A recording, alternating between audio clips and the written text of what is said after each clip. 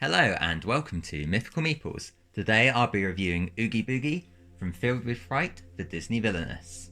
If you like my content, don't forget to like, comment, subscribe. This helps me grow as a channel and be seen by more people, and it's always good to hear your feedback as well.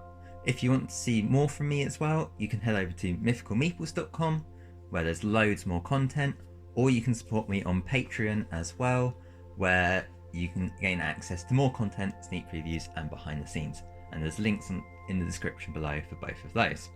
I'll be following a similar format to my other Disney Villainous reviews with Oogie Boogie, in that I'll be giving him a ranking, outlining the basic strategy that I tend to follow when playing that villain, although it's by no means the definitive way to play, and then I'll be picking out my top 3 cards for Oogie Boogie, although I will be ignoring those directly required for the villain to achieve victory. So this is cards like the Crown and Trident for Ursula, Titans for Hades, Kronk for Isma, and so on, unless I feel they contribute heavily to victory in other ways. So with Oogie Boogie, this meant not including Imposter Sandy Claws in my top 3, because you physically can't win without them, but there are other cards that I wanted to included. So other examples of these might be the Magic Lamp and Scarab Pendant for Jafar, Neverland Map for Captain Hook, and all those sorts of cards. So let's move on to our review of Oogie Boogie. So Filled With Fright is the first Disney Villainous expansion with a standalone villain, as opposed to the 3 villains we usually expect in the expansion box. As you might have guessed, Oogie Boogie is the villain of Filled With Fright. In terms of value, Filled With Fright is significantly worse value for money than the other expansions, so if you're looking for new villains to play as, I recommend picking them up first. Oogie Boogie also returns to the original number of condition cards that we saw with the original villains, with 2 lots of 2 cards, as opposed to the more varied condition cards we saw in Despicable Blocks and Bigger and Badder. So in terms of difficulty, I ranked Oogie Boogie as a medium. So Oogie Boogie's goal seems incredibly straightforward: defeat Jack Skellington. However, getting there can prove challenging. To find Jack Skellington, you must first attach 4 Imposter Sandy Claws to Sandy Claws by playing the card, then rolling high enough for the effect to work. There are several cards in your deck, such as Loaded Dice and Barrel, which help you achieve this, but Hello Oogie makes this much harder to achieve, and that's a card in your Fate deck. Once you've found Jack Skellington, you must now use your allies to defeat him, but beware of the citizens of Halloween Town, because they will significantly slow you down. Overall, Oogie Boogie isn't necessarily a difficult villain to play as his goal and path to get there are simple, but he is incredibly dependent on luck. If the dice are rolling in your favour, you may find your goal quick and easy to achieve. If the dice are against you, you're not going to have a good game. It's for this reason that I have classified Oogie Boogie as a medium difficulty villain. So now it's time to talk about my top 3 cards. First up, Loaded Dice. So many cards in Oogie Boogie's deck require you to roll the dice, and Loaded Dice allows you to re-roll one of your dice. You'll usually use this to re-roll the lowest of the 2 to increase your chances of getting a higher roll. This really helps stack odds in your favour, as Oogie Boogie is incredibly dependent on luck. Some games you'll get Jack Skellington into play without any issues, in others you might play all 6 Imposter Sandy Claws cards with your Loaded Dice and still not get Jack into play, which has happened to me. To start with, you want to keep Loaded Dice for your Imposter Sandy Claws, but later in the game you can use them for whatever cards you need, such as Making Christmas Time or What Have We Here. Speaking of modifying your dice rolls, this brings us on to the second of my top 3 cards, Barrel. So in terms of raw strength, Barrel, Lock and Shock are your strongest allies, able to reach a strength of 4 if the 3 of them are in play.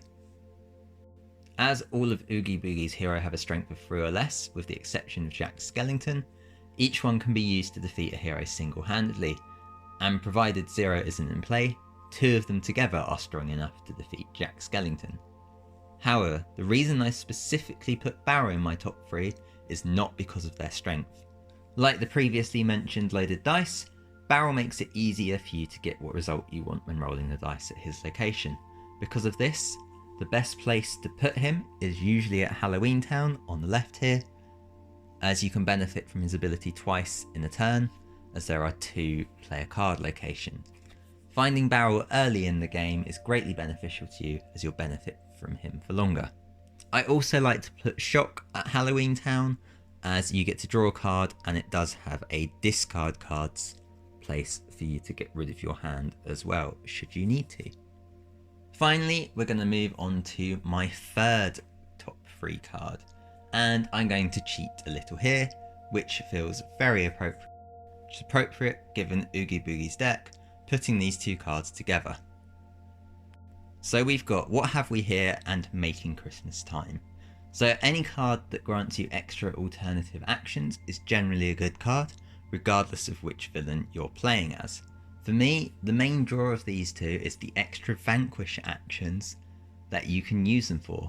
Much like Captain Hook, who has to deal with Taunt, citizens of Halloween Town are incredibly annoying, forcing you to defeat them if they're at Jack Skellington's location before you can defeat Jack.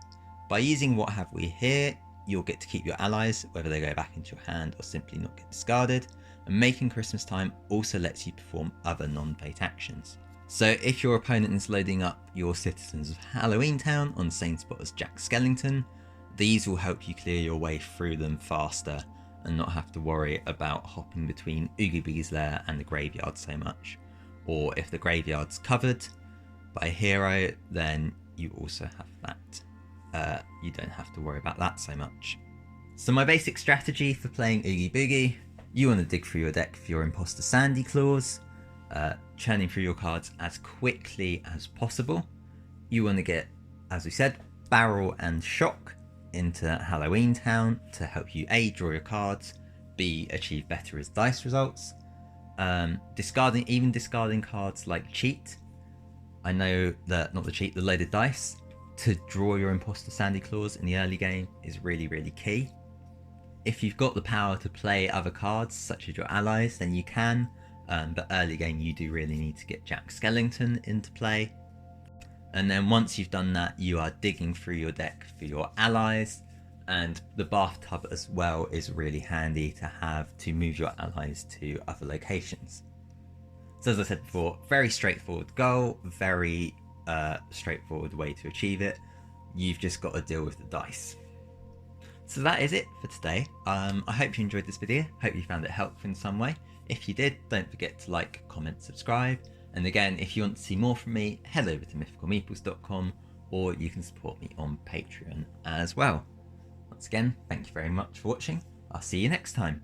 Bye for now.